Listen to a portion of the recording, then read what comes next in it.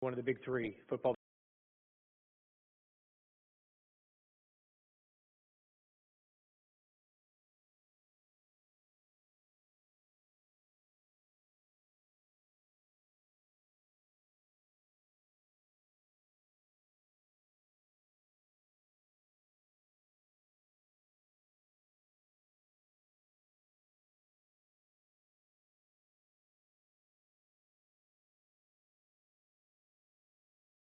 To make something like that happen, obviously it starts with these guys, but somebody's got to put it all together.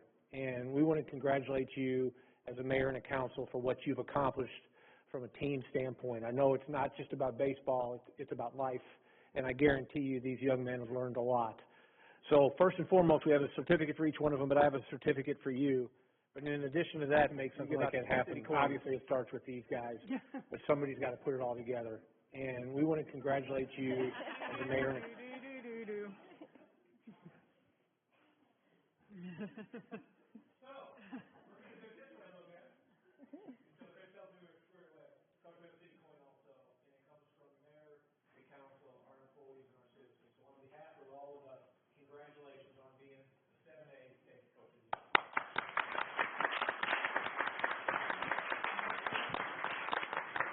What do we ask Coach? Yeah.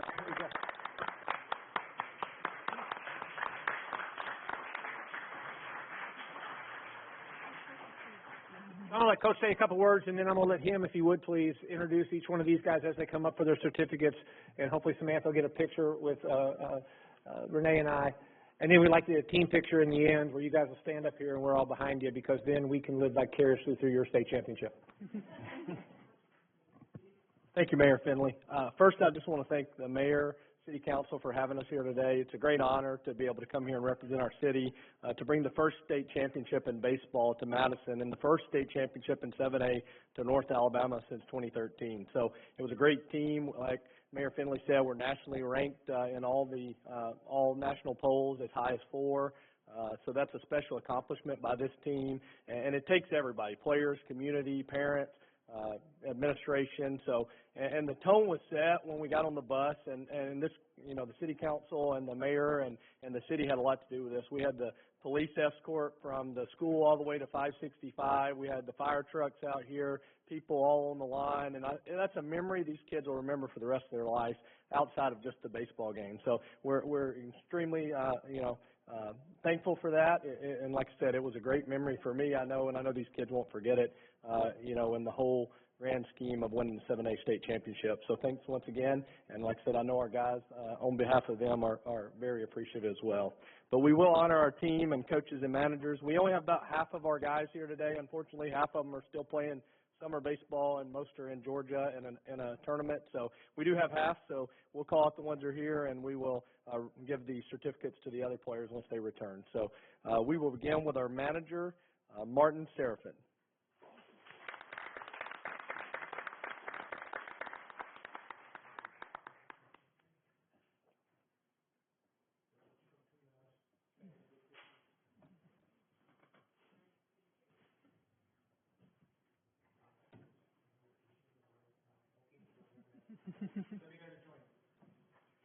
Next is Coach Michael Kelsey.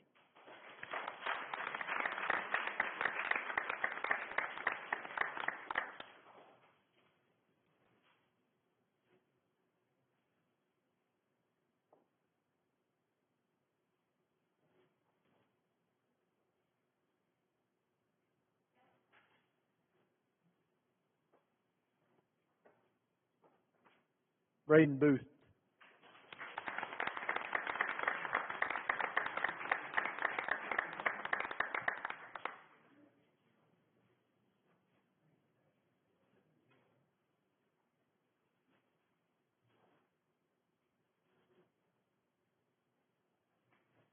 Reese Brazil.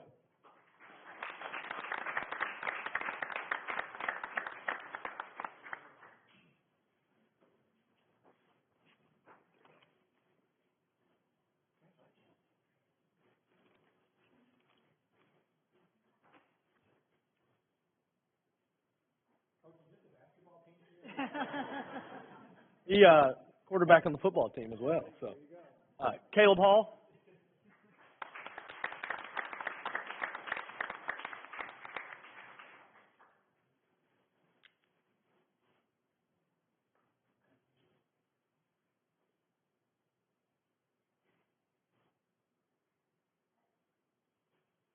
Matthew Kula.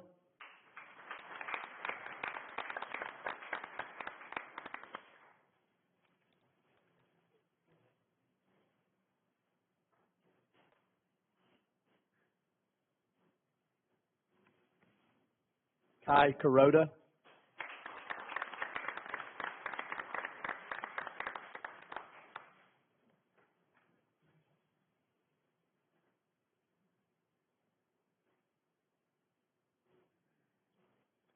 R.T. Lawson.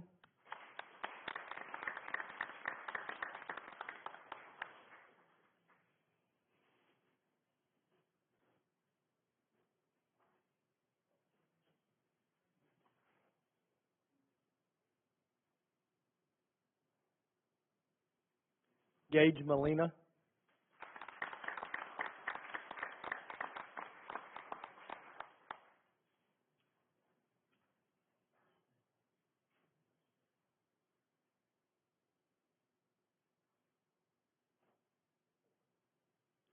Aiden Panagas.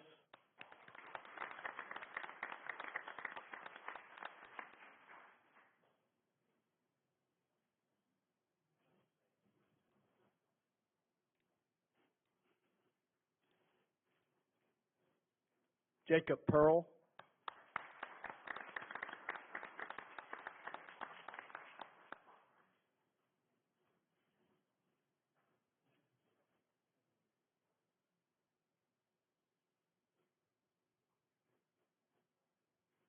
Mason Reinhardt.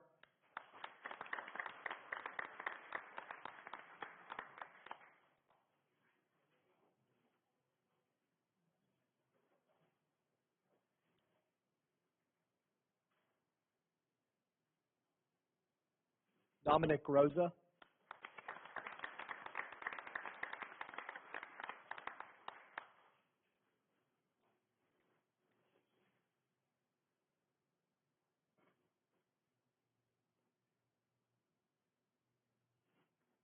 Graham Seagraves.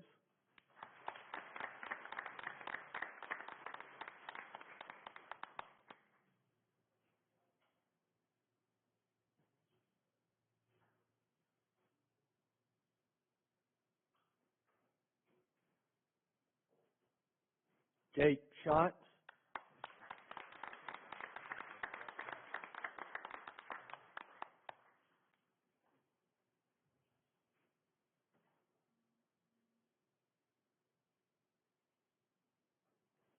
And Jack Shaw.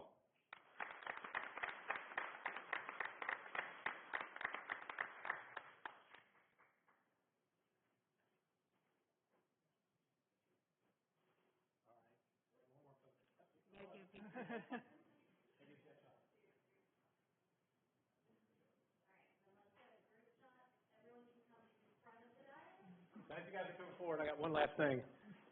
So it's a team game, and I think in honoring the team, what a special team.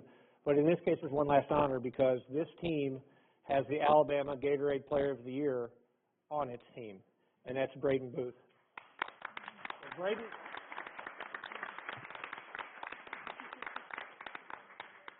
I just go back to looking at a couple of these stats. Pitching, he was 13-1 with an ERA of 1.51, which means nobody's hitting him. 2 no-hitters. And in batting, he was 429, 49 RBIs, 10 home runs. That is absolutely deserving of what you got. I'd like to give you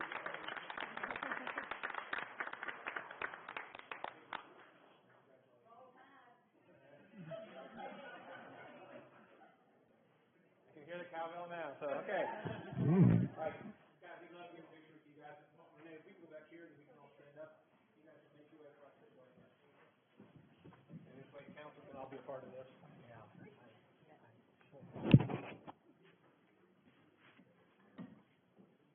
I don't know that we're calling it.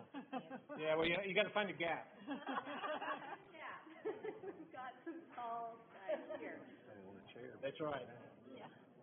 Now you understand. Sign on my chair now. Yeah, council on the side. Yeah, we can get a council on the side. There you go.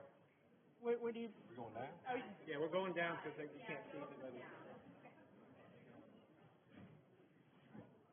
You know, this is our big. I'll go this way.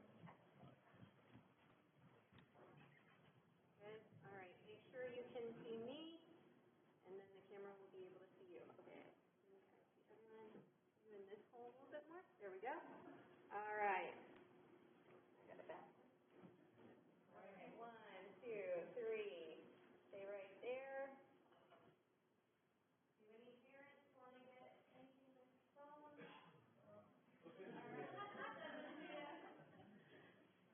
All right, we got it. Thank you.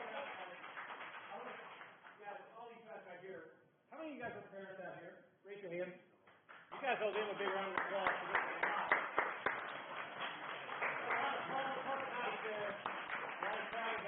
You guys, congratulations to the parents also, because this is a big deal, and you guys are a monster part of this. So to all of you guys, congratulations again. You've made our city really proud, and we're proud of you. Congratulations.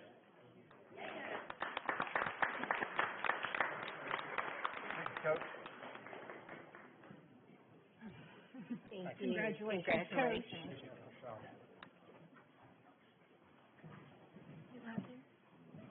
Yes, next.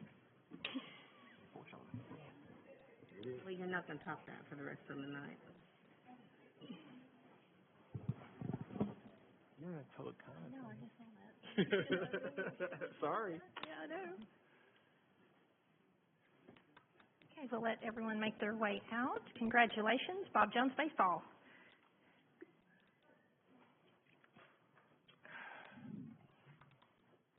I'm going to exercise the chair's privilege by adding public comments to the agenda after presentation and awards, but before the consent agenda. So we will continue with public comments. Public comments are limited to 3 minutes per speaker. Please come forward and state your name and the district where you reside. If you've handed in a comment card, we will begin with you. And we will start with Rachel Humlack.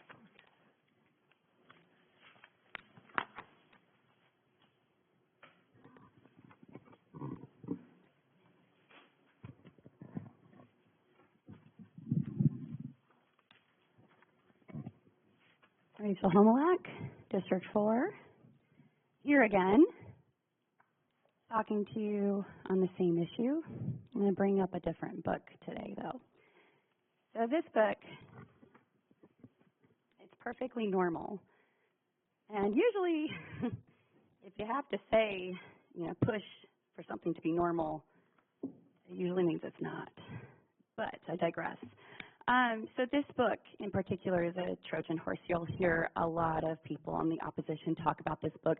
Oh, this book's been around for 25 years and it's such a great book, blah, blah, blah. Well, this book has different editions.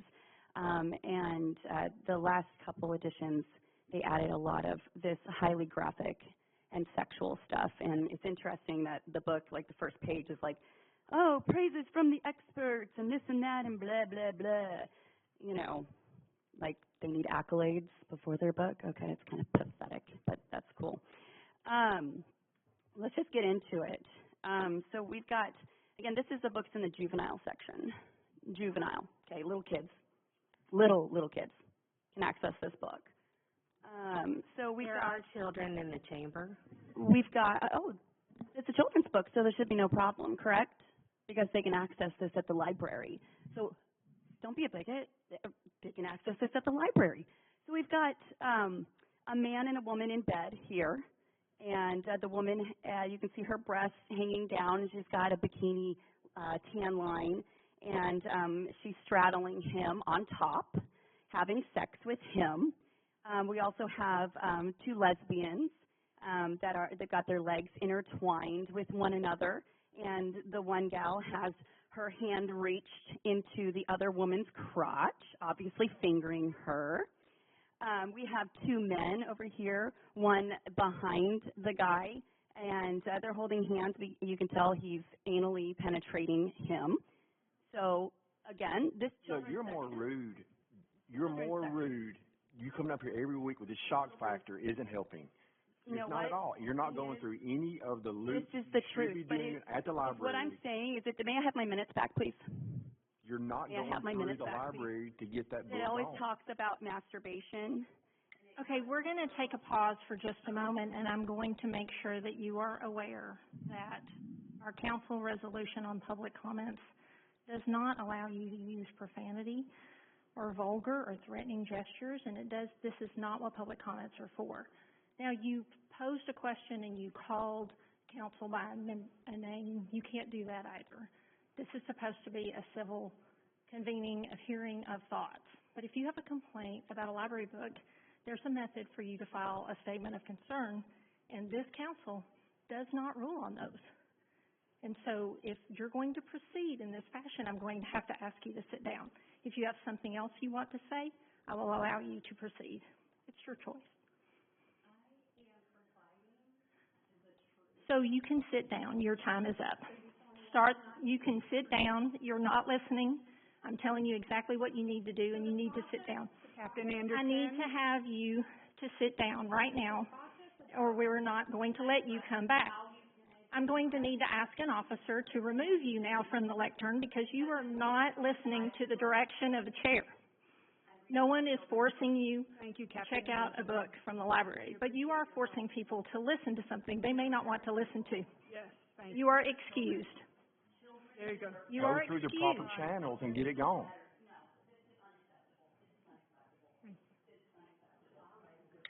The next person who has turned in a comment card is Robin Dama. You are going to be removed from council chambers if you do not remain quiet while other people are speaking. Thank you, Ms. Dama. I'll pass them down. Good evening. My name is Robin Dama. I live in District 7, and my address is on file.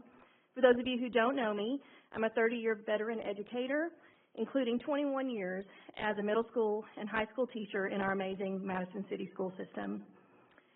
Members of some local groups and others have come here several times and brought copies of pages from books, sometimes taken out of context, saying that very young children could check out those books from our local library, and that all they want the library to do is to have a book moved, where it's likely not even located.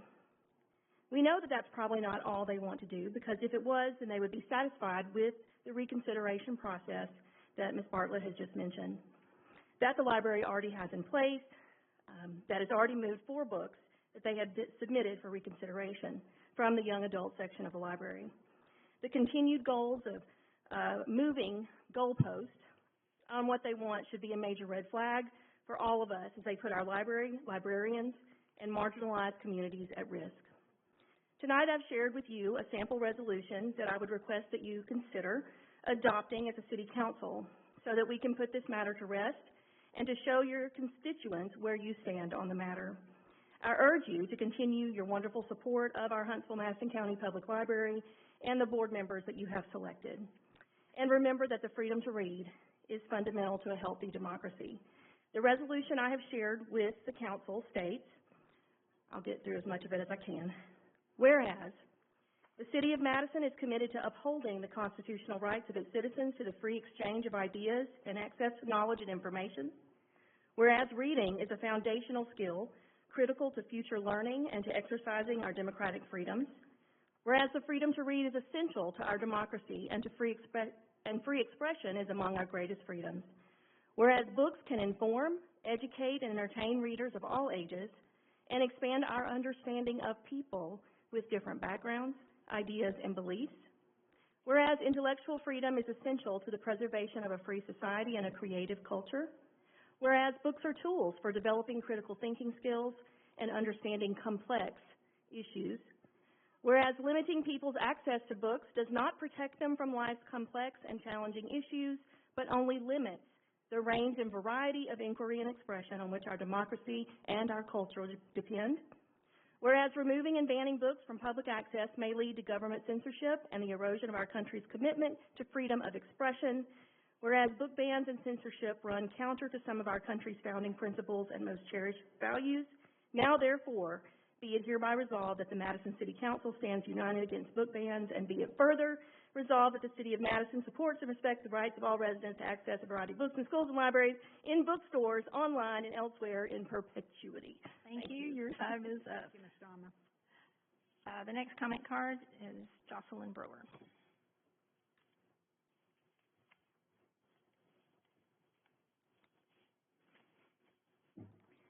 Good evening, Jocelyn Brower, District 4. I want to share with you tonight what I have witnessed at our public library board meetings in both Huntsville, Limestone, and in Montgomery. Fringe groups that have been pressuring our public libraries to review and censor any book with the word gay mentioned. How do we know this? Included in a list initiated was an author, not content. Her name was Mary Louise Gay. I've also been witness to our community members being called slanderous names without any facts or proof. The fact is, hate crimes are up against LGBTQ people. The FBI released a report showing that these crimes were up sharply from the prior year, with a 13.8% increase in reports based on sexual orientation and a shocking 32.9% jump in reported hate crimes based on gender identity. Sadly, LGBTQ people are 9 times more likely than non-LGBTQ people to be victims of violent hate crimes. That's the reality and the truth. We cannot give hate a seat to sit in this community. The scariest fact is that the statistics are being overlooked. We are not protecting our children against the real perpetrators of crimes against children, who can be heterosexual men, married, in positions of power, trusted friends, clergy, and family members.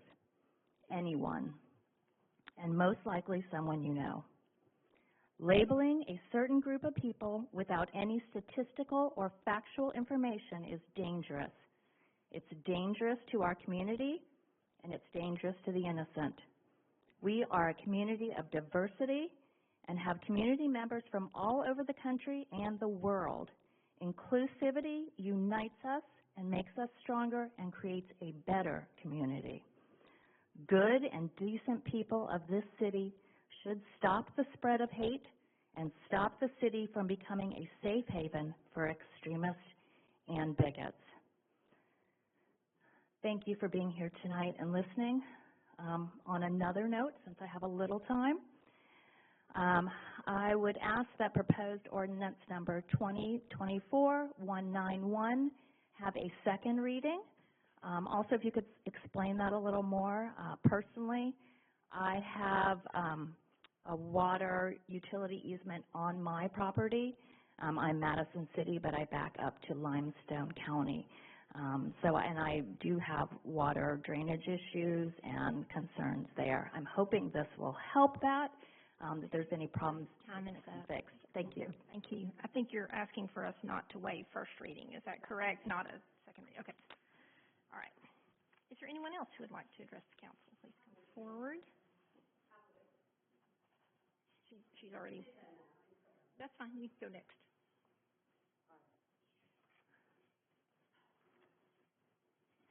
Jennifer Ashley Estates, Council President. I have blurry vision today, so I can't really read anything. But I was wanting to know if the mayor could elaborate on the 2024-191, amending the terms of the franchise agreement, because I'm trying to understand if it's just a change in the guarantee of the work, or are we doing a quick claim so that the city the utilities is going to have the title to the property for the drainage and easement? I don't know. Anyway, if y'all could elaborate. We'll cover that when we get to that on the agenda. Thank you, Ms. Coe. Did you want to come forward?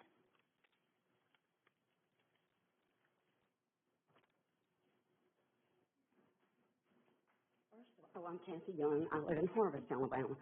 First of all, I don't know who the person was that says democracy. We don't live in a democracy. We live in a constitutional republic. Just clarifying that. Okay, the thing I have to say is probably from the most important book that's ever been written, and it's Matthew 18:6. But whoever causes one of these little ones who believe in me to stumble, it would be better for him to have a heavy millstone hung around his neck and to be drowned in the depth of the sea. And that is, millstone weighs 200 pounds.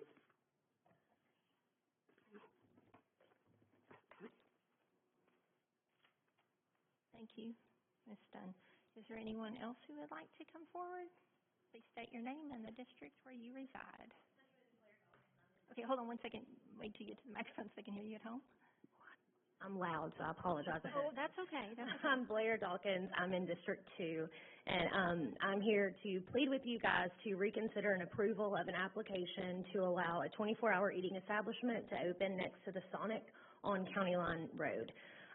The zoning ordinances of the City of Madison state that it is the City Council's express intent to promote the health and the general welfare of the general public, to lessen congestion in the streets of Madison, to prevent overcrowding of land, and to facilitate the adequate provision of public infrastructure.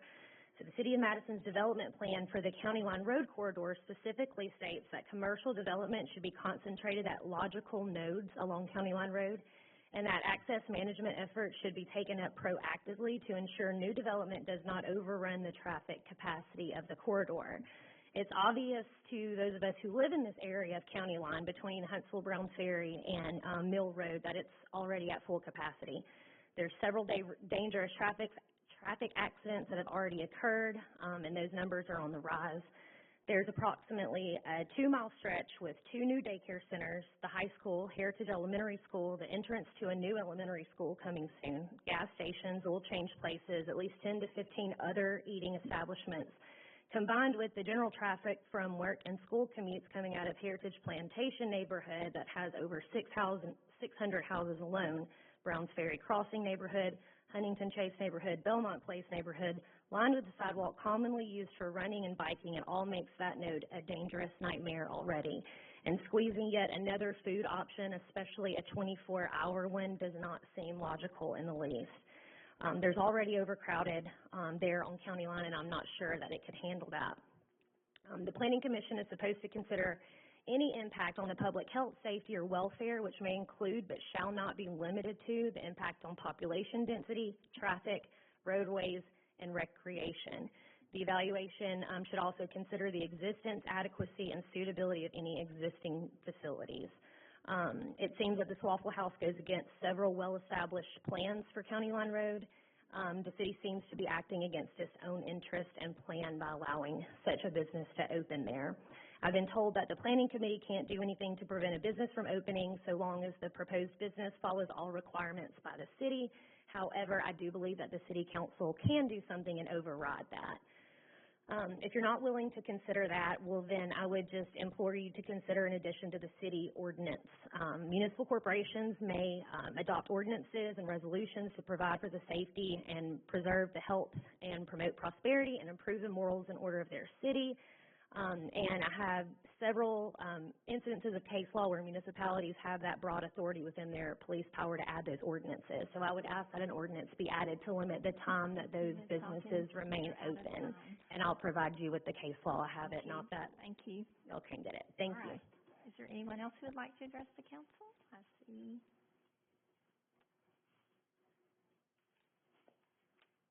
Margie Daly, Karen's District. 191, this water proposal, I see here there's a request for suspension of the rules for immediate consideration. I would ask everyone up there to consider to say no to this immediate vacate of the rules. As long as one of you votes no, not to go into vacate these rules, that it can't happen. So we, the people, ask one of you to stand up and say no and explain what that water thing is, because I'm all confused about it. I don't know if we're just flipping collateral like we did with the poles with Huntsville Utilities, and we're going to sell it back to them like we did with the poles, if this is what we're doing with the water, if it has to do with the quarry and limestone, if it has to do with Cliff Farms. I have no clue. So I'd appreciate if we got a little bit of an explanation, maybe at the public meeting on Wednesday. 173 resolution, it says now everybody must put the on-off switch at the electrical box. I know we upgraded ours, but isn't that already an upgrade? Because like when I had my electricity done, new electricity put in the house, we had to put that switch on. So I don't know. Then, you know, my concern is how much money we spend. We are spending over $3 million tonight, and we do that every 2 weeks. I mean, how many years? Right now we're into 2050 in debt. you know, we owe $150 million, we got the stadium on here, more money for them. I mean, when does it end? When do you stop sucking our pockets for the next 40 years? That's what I'd like to know. Then I see there's 201 resolution has a sidewalk going on Mill Road. Where is it? I don't know. It doesn't say. Then we have 4 wireless mics coming in for the council. Is that for you guys so that we'll finally get you to speak into the mics, or is that to mic us in the back? I don't know. Doesn't say. The ballpark, woo, getting more money. They opened a nonprofit and a trust fund, but we don't get any kind of compensation or payables from them. Then I saw these crazy fees for the rooms, like you're going to charge $125 to rent out Dublin Park and $50, and the schedule's all changed. I mean, that's our community buildings that came out of our tax dollars, and now you're going to charge us to use the rooms. It's like insanity. I don't get it. Then I have a list of SWATEC, our lobbyists for $60,000 a year that we pay, which I thank Karen for voting no. This guy has clients, 48 of them. It's like Blue Cross and Blue Shield, 2 railways, Alabama Power Company, the Birmingham Zoo, Blue Cross Blue Shield, Buffalo Rock, City of Florence, City of Montgomery, Encompass Health, Equifax. This guy does not need our $60,000. The only reason we pay him... You're out of time. Thank you. Thank you, Ms. Bailey. Is there anyone else who would like to address the council? Please come forward. State your name and district. Sarah Barker, Morris District. You're still in District 2. I apologize. That's okay.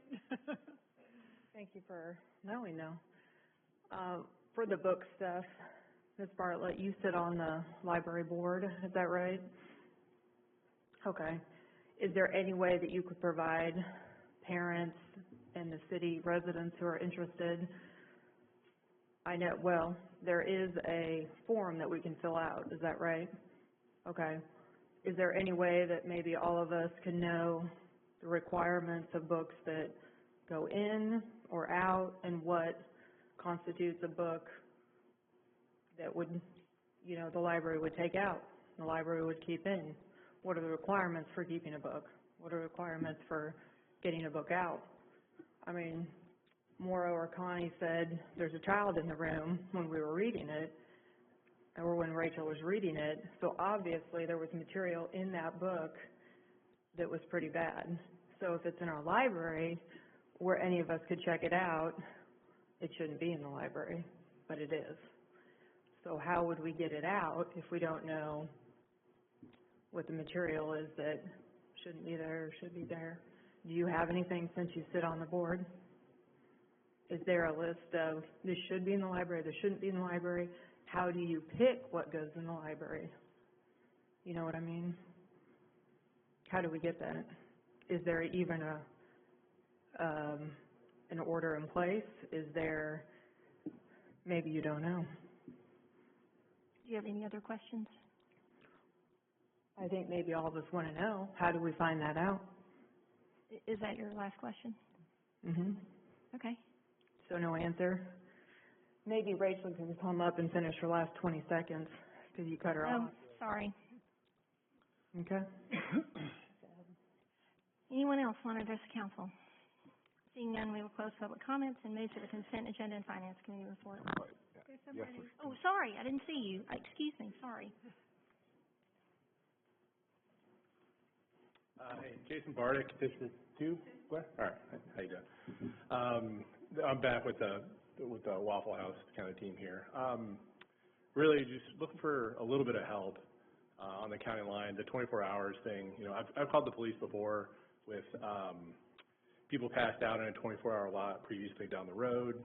The illumination, the neighborhood, we all live right there, and you know, Blair's got a lot of great statistics on what happens with 24 hours, the illumination, just what kind of crowd that draws. And really we're just kind of looking for some help here, or ideas, or how we can kind of just move this stuff forward. What else we can do? You know, if there's some wiggle room, if, you know, change the hours, something else that we can do, that's all we're really looking for. And I understand probably nobody here would enjoy, you know, having a 24/7 establishment near their house, their kids, that type of thing. This is how I feel as a father, and that's how all these people feel. So really, I just want to ask your consideration, and please take it seriously. And anything we can do to help and do something, that's all we really want. So thank you very much. Appreciate it. Thank you, Mr. Barnick. And how many people are here from your area? You want to raise your hands just so we can kind of... We had a group here. We had another meeting. Okay. All right. Yeah. All right. We've noted that. Thank you Appreciate very much. Okay. No other comments? We will... Oh, you do have a comment. Okay. Please come forward.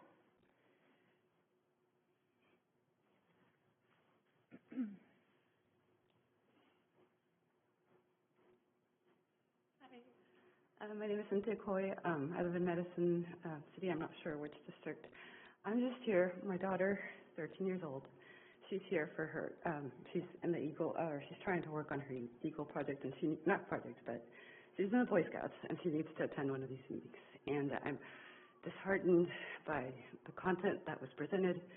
I know you didn't answer her, but I think we do need some form of answer for what goes into the criteria, and she's going to have to report on this. So just praying for you guys to make the right decision. Thank you. Now we are going to close public comments and move to the consent agenda and Finance Committee report. Yes, there was a Finance Committee meeting this morning at 8 a.m. and also the Finance Committee has reviewed the regular and periodic bills to be paid. We have a resolution on the consent agenda for janitorial supplies and one for the permitting software for the building department. We also have a $30 donation from L. Tucker to the senior center. And with that, I move to approve. Second. Okay, motion and second. Any questions?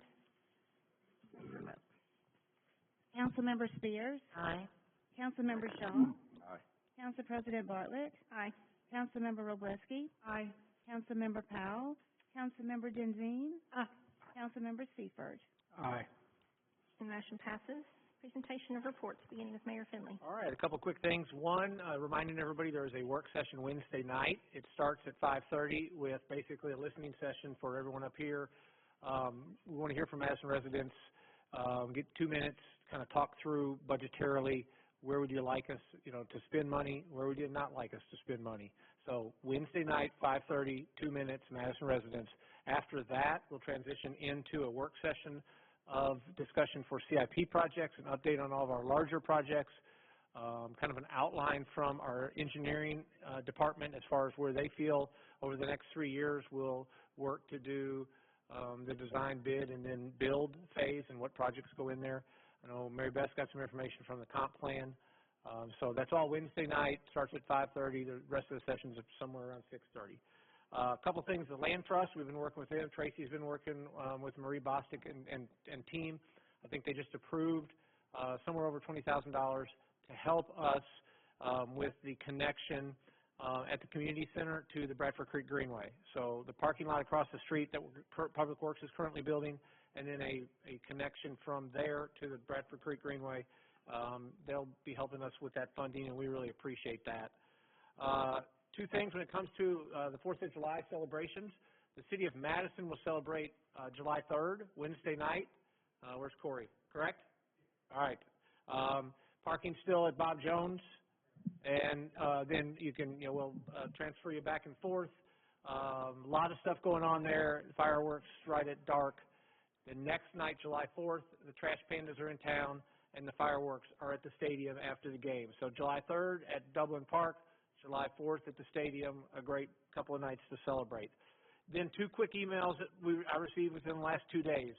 One from Mary Jane Whitehead, and she was the one who was here last week talking, or last city council meeting, talking about the cemetery and her frustration with how things looked. And I will tell you that she sent us an incredibly nice email and commended Kent Smith, his Public Works team, and all that had been accomplished within the week after she came up here and said, I'd really like to see some things change. So kudos to Kent and his team. They've done a great job, and they continue to do a great job there. And then Chief Gandy received an email on his team, and I won't go through the whole thing, but let me just simply say this, that one of the things that has to be just heart-wrenching as a parent is having a child that just unfortunately, it just isn't in the best shape. And at times, our police department is called to support a family in getting through that. And this email is from a parent who simply talked about the compassion that our officers had in helping their family with that situation, and I think as a teenager, to work through that. And there's a couple of those that I could talk about, but I just kudos to our team who not only polices, but community polices, and this real world stuff that in turn they're dealing with every day, and I just commend them for what they're doing. With that said, that's all I have. Thank you. District 1? Yes, ma'am. I have a couple of thanks. I enjoyed the Armed Forces Luncheon that we attended a couple weeks ago, one of my favorite events of the year. Just awesome to see all those there in military and to recognize, we didn't have any World War II vets, but we had Korea and Vietnam, and it was just a wonderful opportunity to thank them for their service. Also was able to attend the Breeze celebration. They're flying out to LAX now, and would encourage you to fly local as much as you can. Breeze has invested heavily into our Huntsville airport with multiple connections of direct flights to some of your favorite places like Vegas and Orlando and now LAX. So appreciate your support for them. And then also want to ask you to mark your calendars for July 11th down at Homestead Park. Calypso Vision will be playing. Always a crowd pleaser, good turnout. There'll be food trucks there, and hope you come out for that date, July 11th at 7 p.m. So that's all I have. Okay, thank you. District 2. Yes, I have proposed ordinance 2024-191, and if it's okay, before we get a motion and waive the reading and all that other stuff, I'd like to explain a little bit. Sure. So the only change that's being made to the franchise agreement is allowing a utility corridor or the possibility of the city participating in purchase of lands for a utility corridor beginning in and around the new school, not exactly at the new school, but in that general area. And this is committing the city to a not to exceed of $200,000 per year to help purchase this land if the land is deemed to be mutually beneficial between the city and the utilities. Say, for instance, the city wanted to put a greenway on top of a water line, then that would be deemed to be mutually beneficial. But each purchase would be individually examined by the city to determine whether or not the city agreed that it was mutually beneficial. And then the city and the Madison utilities would share 50-50 the purchase price of this land. And like I said, it's a not to exceed $200,000 a year, and this is only if the utilities purchases land and only if the city deems that it is mutually beneficial. So this is just a collaborative effort between Madison Utilities and the city to possibly gain some more greenways or something like that over in Limestone County. That's what we're looking at. As far as any of the other things that were asked about, none of that stuff has changed. It is all the same as the last time the franchise agreement was updated. The only thing that changed in the whole franchise agreement is one paragraph in Section 7. So I don't know what your problems are with the other areas, because those have been there for several different administrations. But also, I had some people bring up, or Councilmember Denzine brought up some concerns about Madison Utilities, especially their customer service. Now, and also the fact that she said that all of the board members on Madison Utilities had been serving for years and years and years. Well, I am the second longest serving member of the board at Madison Utilities, and I have been serving for I'm in my 4th year. Everybody else is brand new. There are new people in our customer service department. In fact, they have hired several new people in the customer service department. Madison Utilities has also added, they have always had a place on, or as long as I've been on the board, they've had a place on their website where you could turn in comments or concerns, but now they've added an email where you can email the board directly. You can also come to Madison Utilities meeting. They have public comments at every single meeting if you have concerns.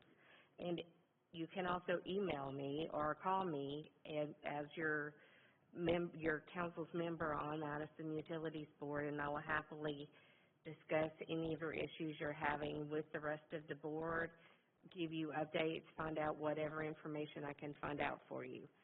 So I just wanted to share that with you tonight.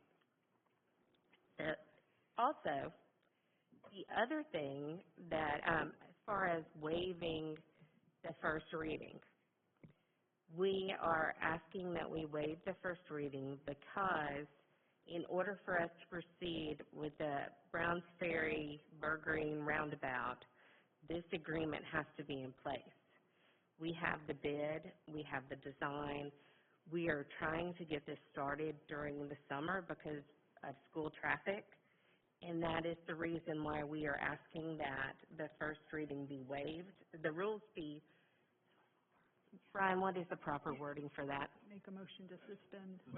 Suspend the rules and waive the first reading and proceed with the vote on this. So with that, I would like to move that we approve Ordinance 2024-191. Well, you have to first suspend the rules. I think you have to have a motion first to suspend before you move for the... Sorry, y'all. It's all right. I swear I have COVID. That's Brian. okay. No. Anyway, so I move that we suspend the rules. Second. Okay, there's a motion and a second. Are there any questions on the suspension of the rules?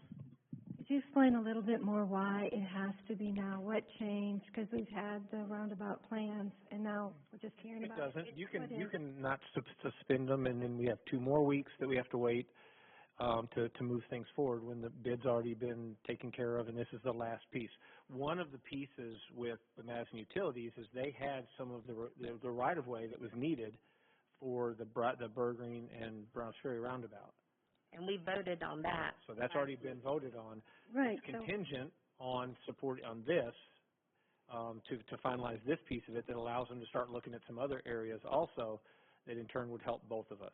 Their ability to have purchased that land helped us a lot to accomplish this. So you can not suspend it if you don't want to. It just prolongs that project a couple more weeks, which in turn, every week that we lose is 1 more week that it's going to be shut down when school starts.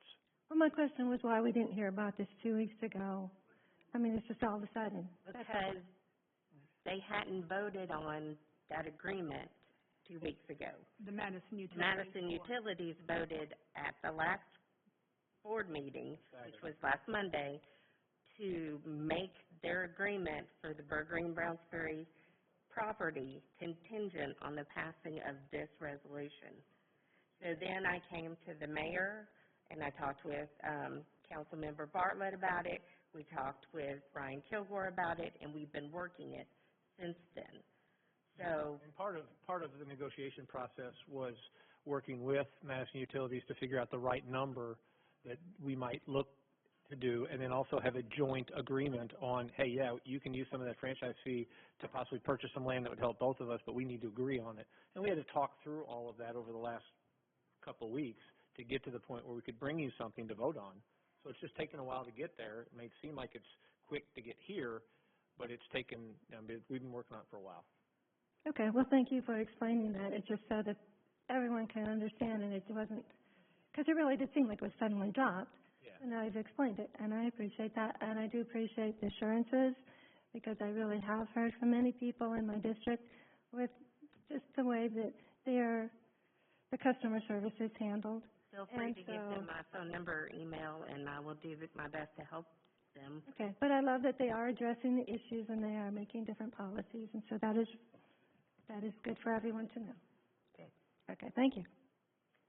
Okay, are we ready to vote on waiving suspending the rules and waiving first reading. Ready? I think so. Councilmember Spears? Aye. Councilmember Roblesky? Aye. Council President Bartlett? Aye. Councilmember Powell? Councilmember Shaw? Aye. Councilmember Denzine? Aye. Councilmember Seifert? Aye. And the rules are suspended. Now we need to take up the motion. I move to approve resolution, proposed ordinance 2024-191. Second. Okay, motion and second. Any discussion? Ready for a vote? Councilmember Spears? Aye. Councilmember Roblesky? Aye. Council President Bartlett? Aye.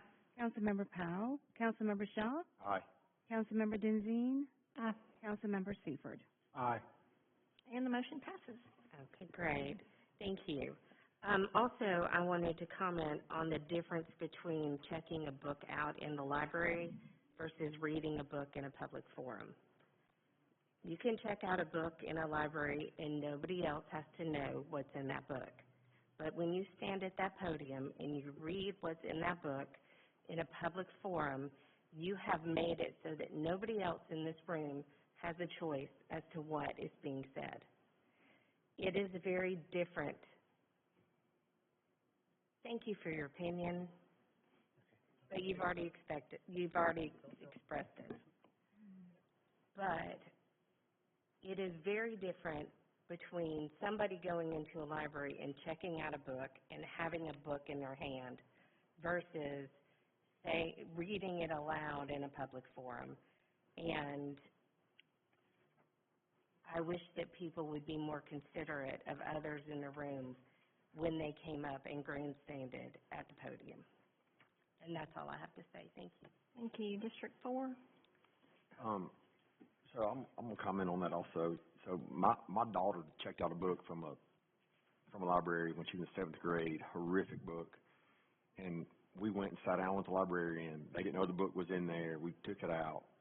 We found a path forward, got the book gone. And so I've lived through that. I know what that is. So I talked to the library here.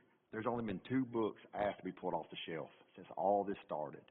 So if people will go sit down and try to get a resolution, or people trying to get their face on camera, like if you want a resolution, go find a resolution. Sit down. There's a way to go through that at the library. There's a statement of concern. You sit down with them. You turn the book in. But when you keep the books, they can't review the books.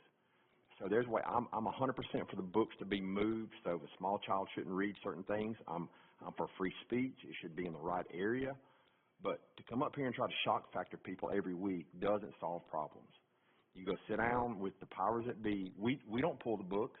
We have nothing to do with the books at the library. But going into everybody's living room at night when young children are watching, saying these things does not help the factor. Go sit down with the library. Go down, sit down with the library board and move forward with it. But coming here to us, trying to put on a show doesn't help. Now, nobody here wants bad books so children can see them. So we're not villains. We're trying to go through the proper channels, and there's ways to get that. But turning in 2 books of concerns and then coming up here every week, putting on a show, doesn't help. So that's all I have. Thank you. District 6? I'd just like to thank everyone for coming out and expressing their opinion and having their say. I appreciate everyone that gets up and talks. And I think I say that quite often these days, but I truly mean it. For so many years, there was nobody that ever came and spoke much. It'd be me and Bibi. And now I like to see this trend, that people are coming and they're voicing what they really feel and what they want us to be doing.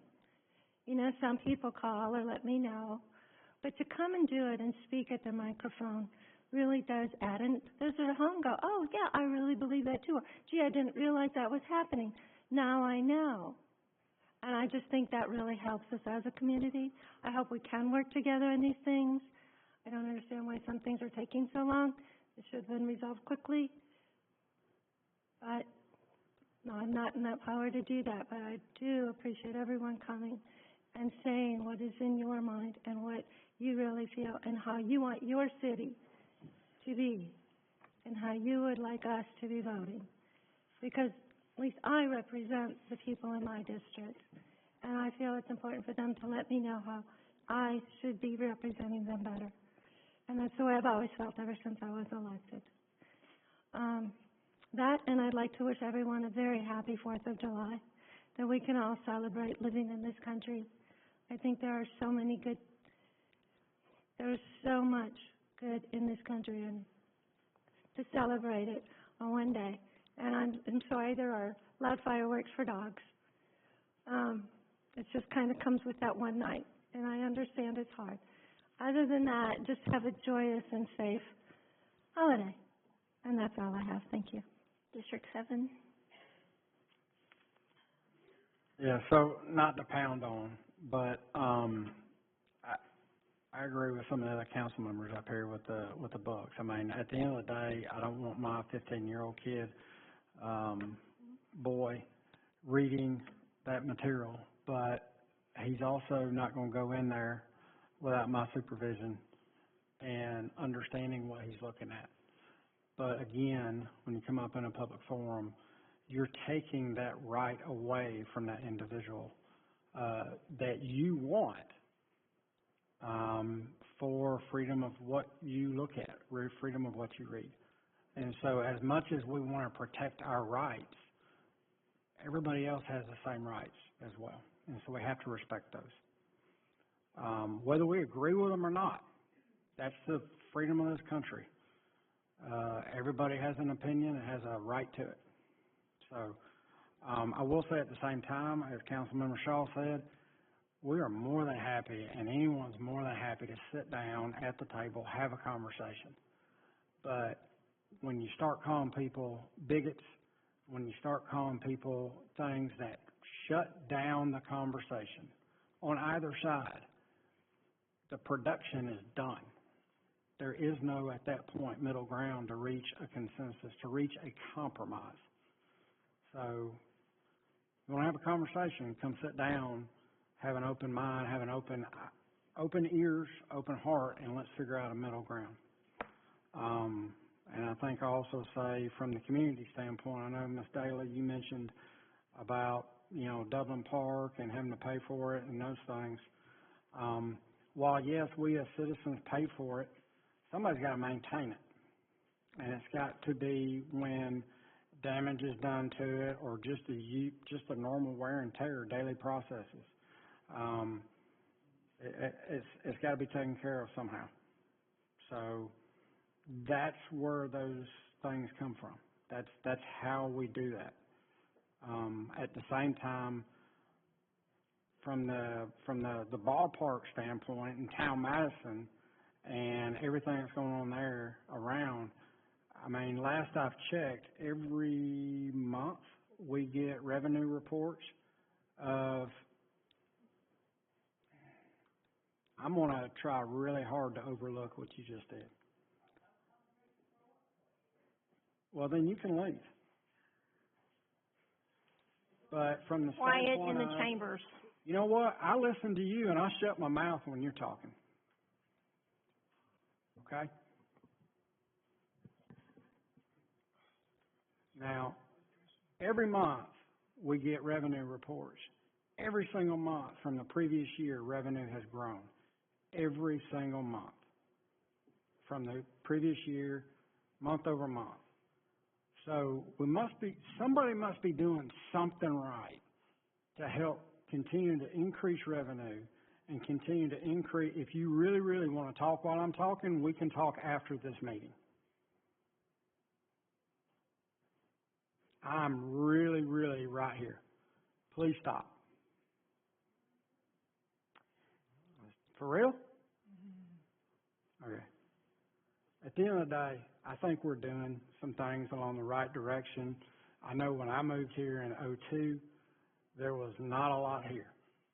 And it looks like we're doing some things, and folks before us have done some things in the right direction. So I'm appreciative of that. At the end of the day, too, there comes growing pains, and I found myself doing this or whatever. We're all the drawbridge people, right? We get in, we go, oh man, this is awesome. I want to move there. It's great. We get in, it's 2 million people. Pull up the drawbridge. I wasn't born here. I may sound like I'm from here, but I'm not from here. And so at some point there were people here before me. Now Councilman Shaw, he's from here. But, you know, I mean, at the end of the day, it's what brought us here is the growth, the great things that are going on. Yeah, there's some bad things, but there's a lot more good than there is bad. That's what brought us here. So why don't we figure out that piece, right? And yeah, there's things to complain about. Man, there's so much more to celebrate. I mean, I could sit here and just complain and go boo-hoo until the cows come home. But dadgum, we got a lot good going on. All right? So go out and celebrate that next week when we get to shoot some fireworks and get to enjoy the freedoms that we have as a country, because some people decided that they wanted to stand up for that and stand up for those that we don't even agree with, so that you have the right to make what comments you want to make, so long as we're respectable to each other. And find a freaking common ground in there, and let's find some kind of compromises to figure out how we move forward.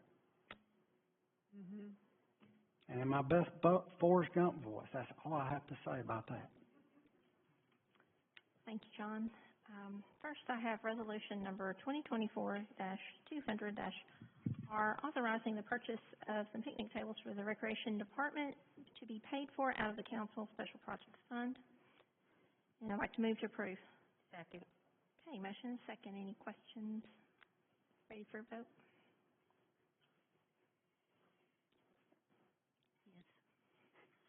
Councilmember Bartlett? Aye. Councilmember Spears? Aye. Councilmember Obleski? Aye. Councilmember Powell? Councilmember Shaw? Aye. Councilmember Denzine? Aye.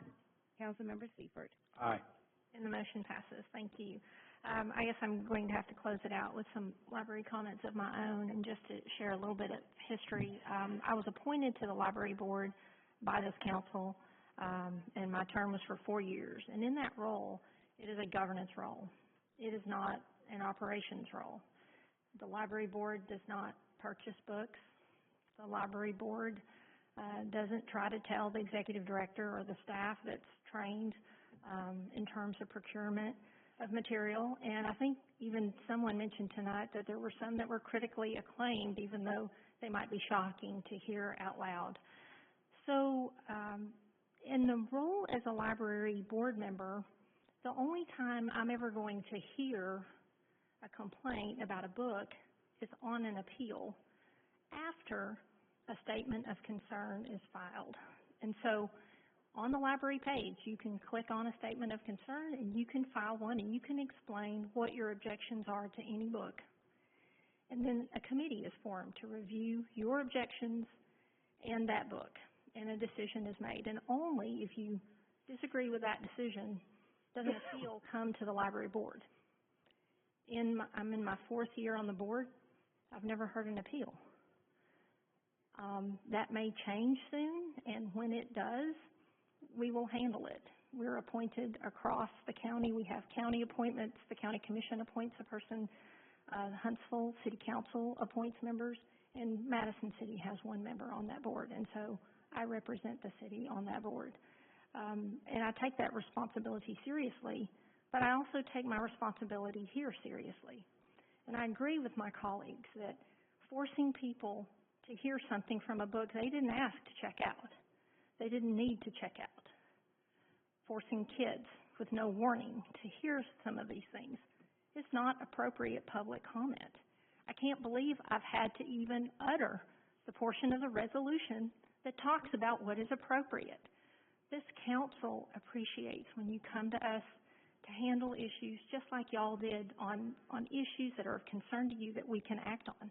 This council does not vote on what book goes into a library. It just doesn't. And so you're hurting your own arguments by coming up here and acting this way.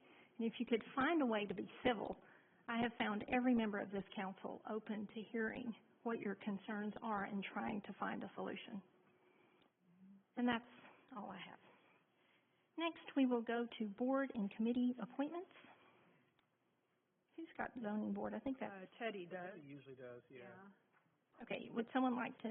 I'd be happy to do it. Thank you. I met Brent Bolander when he went to the Civic Awareness Academy, and he is using this as an opportunity to get involved and serve the city as Tracy Gillespie and Mayor actually set up this committee or this program to do so, an opportunity.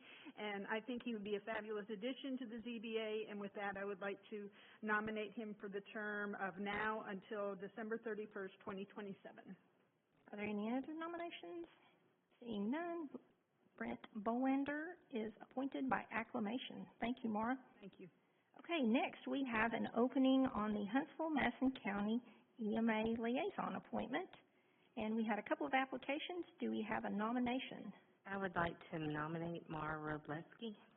Mara's been nominated. Are there any other nominations?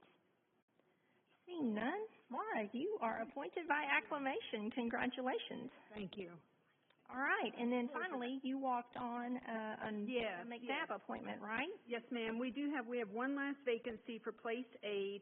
That was Mac McClellan's seat, and he served for many years and had some opportunities to come up with his business, and so he has had to step down. And with that, I would like to nominate Stacy Tidwell.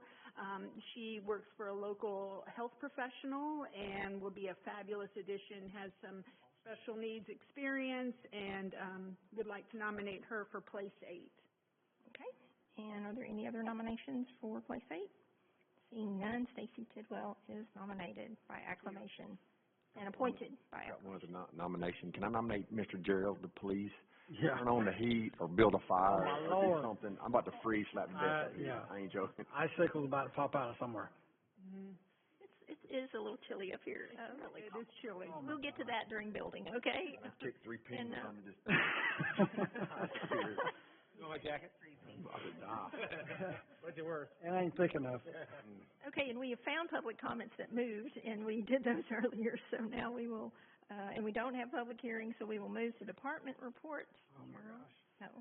Yes. No, not yet. First building. Good evening. What I have is proposed ordinance 2024-173 to amend the city's building code within Chapter 8. And this is the second reading, but we've ran through Huntsville-Madison County Builder Association. We don't have any objections to anything.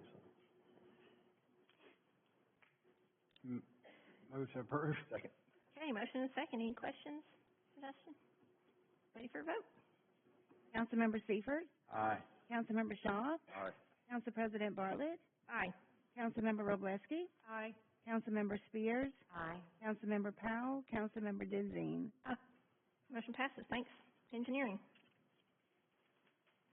The second reading, but we've ran through Huntsville-Madison County Builder Association. We don't have any objections to anything. Feedback a little bit. I'm afraid to talk. Your hardworking department head for engineering is out of town tonight, so he asked me to go through and read his items. I prepared these bids, so I'm pretty familiar with all these if you have any questions. But first, I'd like for your consideration to consider resolution number 2024-166-R, authorizing a contract with Miller & Miller Incorporated for the Brownsferry Road box culvert replacement. And this is also going to authorize a rejection of the bids that we received on the project. This is a little different in what we usually do, because we put a bid out for this, and we only received one person that bid. And with that one bid, we had the option of informally going forward with negotiating with them, and that's what we decided to do. So the council has to take the action of rejecting the bid and then authorizing the contract that we then moved forward with and negotiated for a much smaller amount here. So that would be $540,242 to be paid from the 2019 gas tax account. Move to approve. Second. Okay, motion and second. Questions? I asked Michael earlier, are they using the box culverts we had left over? I think Gary had box culverts left over. Are we reusing those that was supposed to be for one project? You may not know. I don't know. I couldn't answer. At one point, we had some left over. I've never heard him say that, so I don't think so. But I got some box culverts sitting somewhere. Yeah. I don't know I do if we're using them remember. or not for this project. I didn't know. I don't know if Gerald, would you know where the box culverts are? I do remember that. And they may not fit. Yeah. Yeah. All right. I have not heard him say that, though. Yeah. But we can ask. That's fine. Yeah, we can ask him.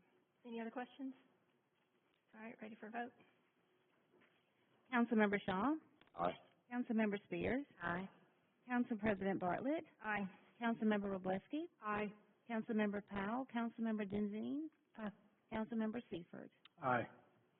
Next up for your consideration is resolution number 2024-177-R, authorizing a professional service agreement with Shoals Electric Company, Incorporated, for a rewire of Hughes Road and US Highway 72 intersection of project number 24-016 in an amount not to exceed $49,586.22. This is to be paid from the engineering department budget. Move to approve. Second. Okay, motion second. Any questions? It's kind of more of a procedural thing. Will we have events warning as to when this will happen? Because I can only imagine the traffic that is going to be caused. Yeah, unfortunately, I don't know the timeline as far as when we're going to proceed with it. But at this stage, I think that we still have to wait for them to send us some the bonds and things of that nature. So it's probably still a few weeks before we can actually begin the project. But when we start doing that, we will be able to document what's happening. Okay, that'd be good, because Yep, I agree. it's going to be a mess. Yep. Yes, ma'am. Thank you. Okay, ready for a vote? Councilmember Shaw. Aye. Councilmember Seifert. Aye. Council President Bartlett. Aye. Councilmember Robleski. Aye. Councilmember Spears. Aye. Councilmember Powell. Councilmember Denzine. Motion passes. Next. Next, we have resolution number 2024-189-R, award of base bid and additive alternative number 1 for bid number 2024-008-ITB for the Mill Road Ditch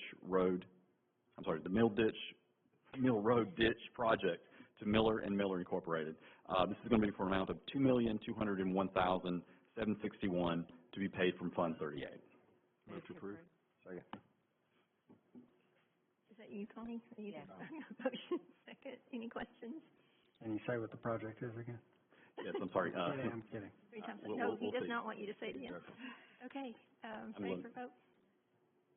Councilmember Spears. Aye. Councilmember Shaw. Aye. Council President Bartlett. Aye. Councilmember Robleski. Aye. Councilmember Powell. Councilmember Denzine. Aye. Councilmember Seifert. Aye. Motion passes. I'm going to read this one even slower so I don't forget. Resolution number 2024-190-R, award of bid number 2024-010-ITB. This is for the pedestrian bridges at Palmer Park. This is going to be awarded to Contech Engineered Solutions, LLC. This is going to be in the amount of $146,740 to be paid from the engineering department budget. Move to approve. Second. Okay, motion second. Any questions? Thanks to Michael for getting on this as quickly as he did. We had several folks come talk to us about this, and folks from that subdivision that are having to get on Palmer Road, and it's just dangerous. And so he pulled this away from the actual bridge projects, got it going quickly, and we should be able to get it done. And there was a design installment element first that we were able to get out of the way so we could get this happening this quickly. Okay, ready for a vote? Councilmember Shaw. Aye. Councilmember Seifert. Aye. Council President Bartlett. Aye. Councilmember Robleski. Aye. Councilmember Spears. Aye. Councilmember Powell. Councilmember Denzine. Motion passes. And finally, resolution number 2024-201-R.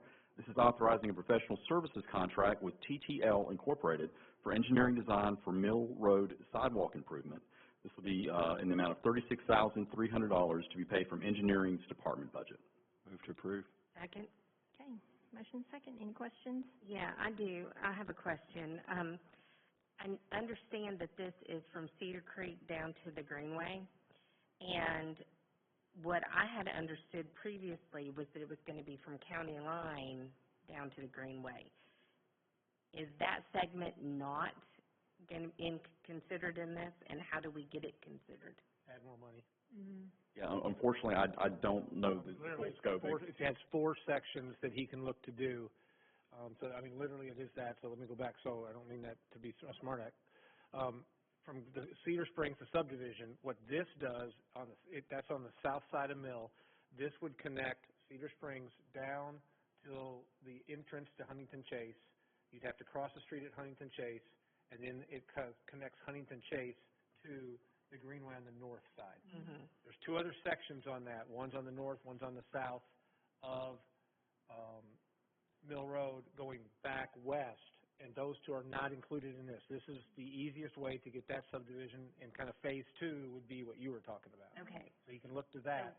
This does not mean that we can't add that. This is just step one. This was step Okay. one, that is the best case scenario for the, I say the least amount, but it's the most reasonable thing to start, and then we can look to the second piece of that. Okay. Maybe on Wednesday. Maybe. It will, it will be discussed definitely on Wednesday. Yep. Great. Great project. Okay, ready for a vote? Councilmember Shaw, Aye. Councilmember Spears, Connie? Aye. Vote. Aye. Council President Bartlett, Aye. Councilmember Robleski, Aye. Councilmember Powell, Councilmember Denzine, Aye. Councilmember Seifert. Aye. Motion passes. Thank you, Brian. Facilities and grounds. I don't know what you did, but it is feeling a little more comfortable right now. Blowing. 4 degrees, so Man, I mean, those 4 degrees are magical. or foam, so That's a You know it's on a clapper, you just, yeah, You're right, yeah. so good. Oh, So Facilities and Grounds has one resolution proposal tonight, is authorization, Resolution 2024-192-R, authorize proposal for Amiri Engineering Corporation to provide subsurface exploration and geotechnical reports for the proposed outfield building at Toyota Field. $12,800 to be paid for the multi-use venue maintenance fund. move to approve. Okay, motion second. Any questions? Was, when we were deciding whether we were going to go ahead with one option or the other, we decided to kind of punt. Is this part of that punting? We're just getting more information, more towards cost, more for, is that what this is? So what this is this firm drilling in the ground to tell us what's under the ground. So during the design development, the engineers can figure out how big the foundations need to be as part of the design development. So it's the spread footings that would hold up the building. Right. Well, it mentions, it'd be 1 story and it'd be 4 stories, so we need to know how much is 4 stories. Well, we haven't even decided we're doing 4 stories yet. So that's what I'm asking. Is this just for preliminary things, or? But we decided we were going to do the foundation so that it could be added onto later, possibly. So this would be the basis. I think the consensus was when we first started talking about this, that if we just built just the bottom building, the outfield building, we would build that in such a manner that we could add on to it later if it was desirable to do that. In order to do that, you would have to build a spread footing that could withstand and support that taller structure at a later date, if that's what you decide to do. Okay. If you don't do that, you cannot add 3 stories on top of that at no point in time. in what you guys have already approved, we had to get to the core of both options, and this has to be done to determine the core base that's needed for both options. What's the footers that are needed? How deep do you have to go, whether it's 1 story or 4 stories? So to get all of that geotech work done, then they can put it into a 1-story scenario or a 4-story scenario. So this is part of what you've already approved to get to the answer of what you're looking for. Okay, so it's part of that. Okay, just clarifying. That's all. Thank you. Okay, you ready for a vote? Aye. Aye. Aye. Councilmember Robleski, Aye. Councilmember Spears, Aye. Councilmember Powell, Councilmember Denzine. Aye. Motion passes. Thank you. IT?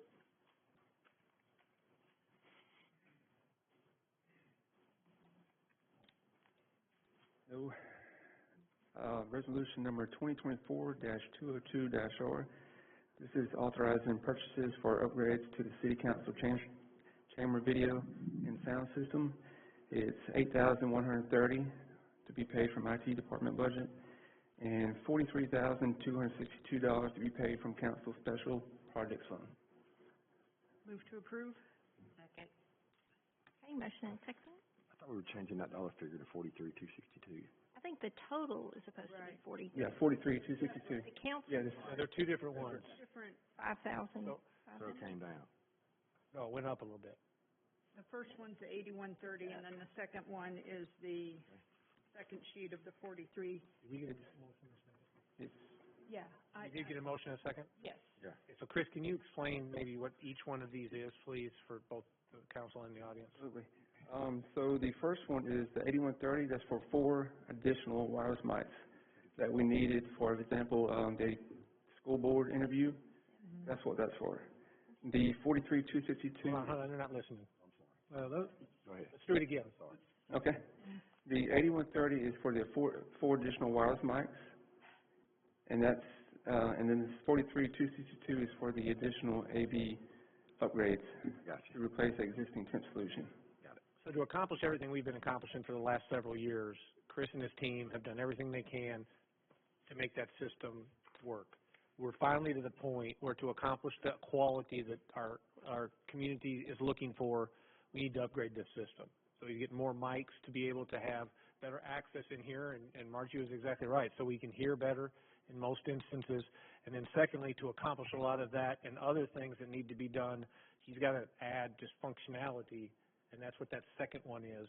And part of what he did, Greg, is he added money to that second one because he found out that it didn't have closed captioning or a couple of the other functionality pieces that we just require. So he pulled the first part of it from his budget. Second part of it will pull from contingency. Well, I think it's actually, I think it's going to come more from a contingency fund. But I will say this, that we are able to share that. While it says it all comes from that fund, because this is part of the court area, we're able to share some of that cost because court's able to use it too. Roger will work that magic, but what you guys are approving from a budgetary standpoint is the $8,000 for the mics and the $43,000 to help make this thing sing.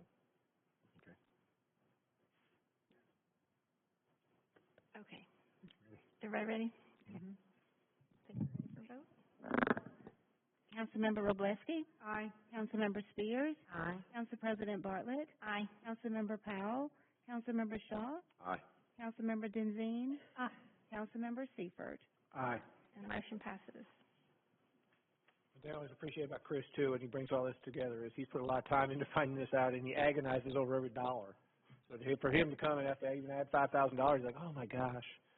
But again, it's the functionality we need. I'm sorry, Mary Beth, I was just wasting time till you got it. Planning. Good evening. The first item is proposed ordinance number 2024-163. This is for vacation of a utility and drainage easement in the rear yard at 102 Calvin Grove Drive. You can see the easement area marked there. It's behind the home. The property owner is going through a variance and special exception request through the Zoning Board of Adjustment, which will be acted on in July.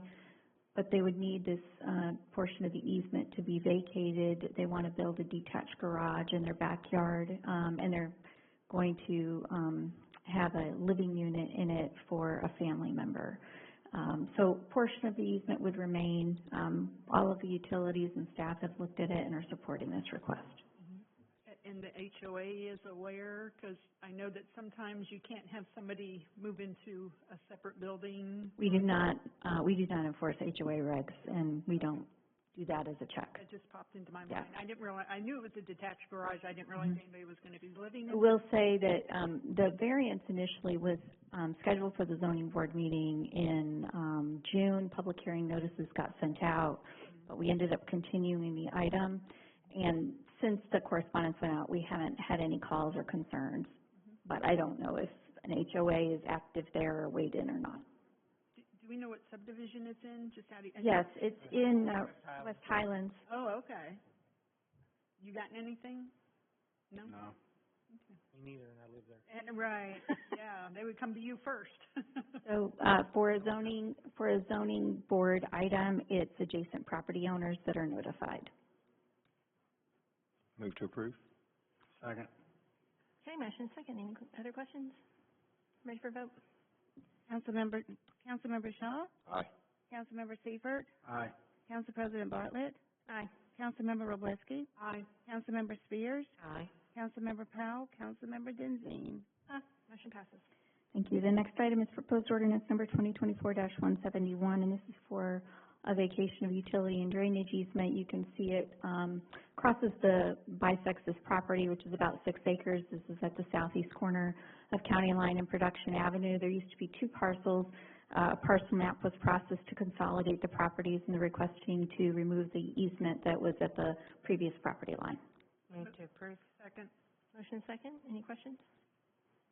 Ready for a vote? Councilmember Spears? Aye. Councilmember Robleski? Aye. Council President Bartlett? Aye. Councilmember Powell? Councilmember Shaw? Aye. Councilmember Denzine? Aye. Councilmember Seifert? Aye. Motion passes. Thank you. And the last item is just a first reading. This is for a vacation of utility and drainage easement on Lot 86 within Bella Woods Phase 2. You can see the lot there. The easement area is marked in the back.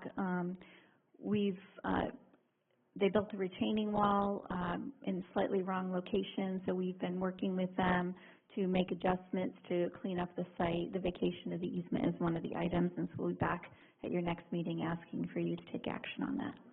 Thank you. Hey, Mary Beth, could I ask you just a question about the comments we've had this evening on the business on the county line? What phase are we at on that? Is it already through planning?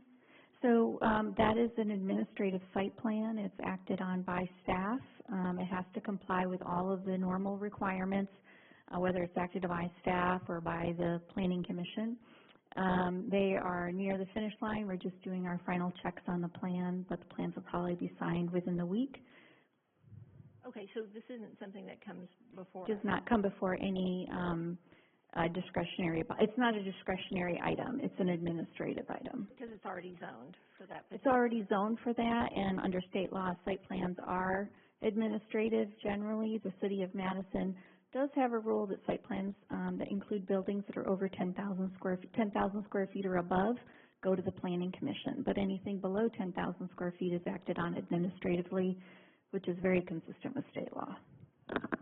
Okay, how long has this property been zoned the way it's currently zoned? Before my time, but before the subdivision was occupied, for sure, the adjacent subdivision. Is there any way for the citizens to have, besides coming here tonight, have their concerns addressed?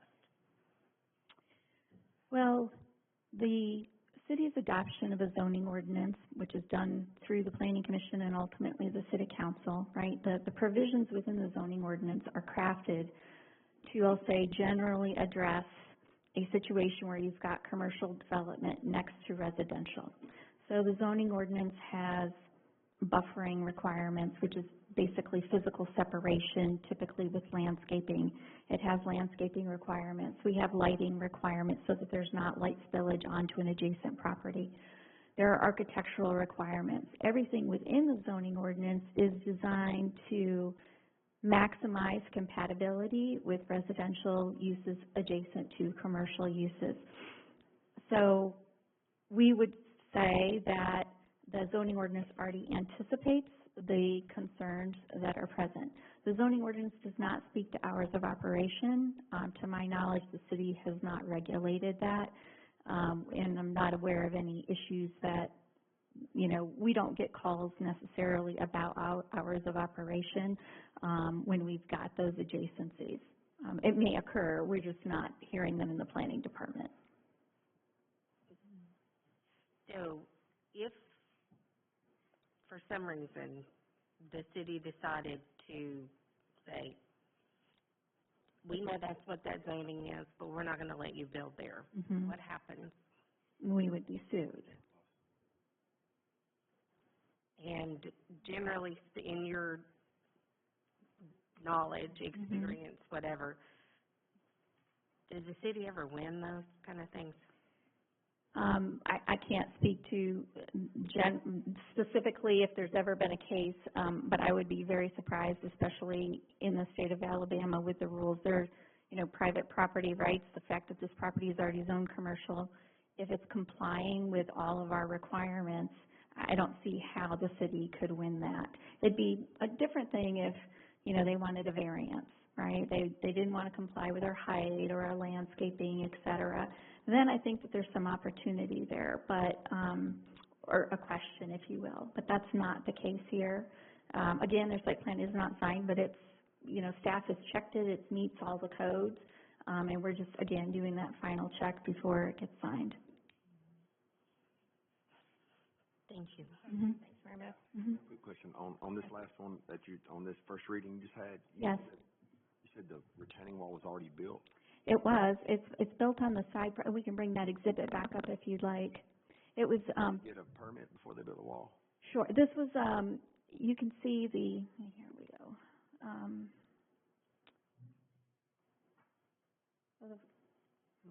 Make sure we got it working. The wall is right here, and I'll do it up here too. The wall's right there. So the wall was supposed to be built. Excuse me. Is this the homeowner? No, this is the developer. Separate. So the retaining wall is built to support a stormwater detention pond. The home hasn't been constructed yet. It hasn't sold yet. The lot hasn't sold. And the contractor for the developer just put the wall in a slightly wrong location. And so the Planning Commission has approved a plat to move the property line so that the wall is now back in common area and not on the private property. The easement's being vacated because to clean up that lot just for buildability because they lost some lot area by moving the property line. So this is one of these situations where out in the field, right, even though the plans say, wall should be in this location, they missed it by I think like maybe a couple of feet. It was a pretty minimal adjustment in the PL, but. In that same neighborhood, we made them tear down a wall that was in the easement. Understand, and that. Say, hey, you did that Correct. and that. Like, I just want to be. I understand, yeah, and we're very sensitive to that. That wall was done by a homeowner. It was done in the front of the property. This is a very different situation. Very good. Okay, thank you. Police?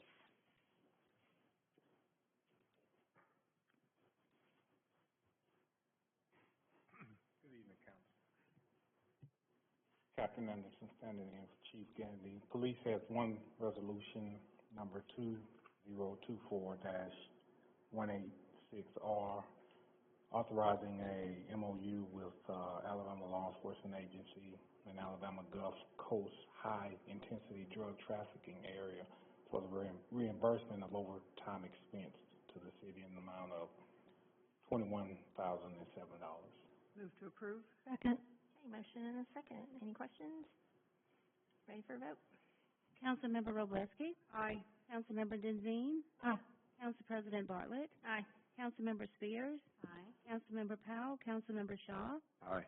Councilmember Seifert? Aye. Motion passes. Thank you. Thank you. Recreation. Teddy's favorite person. Mm-hmm. He didn't even show up to say it. Yeah. Miss him. My first item is proposed ordinance 2024-197, amending the fee schedule for rentals and use of recreation facilities. We've traditionally had fee schedule that was approved by previous councils. All we're doing tonight is amending two items. The first one, birthday party rentals, on there has increased just because our cost for lifeguards and chlorine and all that have increased. And the new facilities that we've had come online or are coming online, such as Sunshine Oaks, Town Madison Park, and the new community center. Move to approve. Well, That's the first reading. So you'll be back in 2 weeks. Yep. Okay. Second item is Resolution 2024-203-R, authorizing a transportation agreement with Madison Street Festival for the 2024 Street Festival. We traditionally provide the Mars buses for transportation from the stadium parking lot and I believe, I forget the name of the church, on Hughes Road anyway. People park there and we transport them downtown. Move to approve. Second. Okay, motion and second. Any questions? Thank you for working with the Madison Street Festival. Yeah, well, we've actually secured 3 drivers, so they've requested an additional bus, so we're able to do that. Ready for a vote? Councilmember Denzine? Aye. Councilmember Ogleski. Aye. Council President Bartlett. Aye. Councilmember Spears. Aye. Councilmember Powell. Councilmember Shaw. Aye. Councilmember Seifert. Aye. Motion passes. Thank you. Thank you. Any miscellaneous announcements? Miss Beebe wants everybody to know that, at least as of, I don't know, 10 minutes ago, that, if you're a baseball fan, Tennessee is up 3-1 over A&M. Good job, Ms. Beebe. Apparently yeah, so, apparently there's a baseball game tonight, so. That's the three. Motion to adjourn. Okay, we are adjourned. Thank you.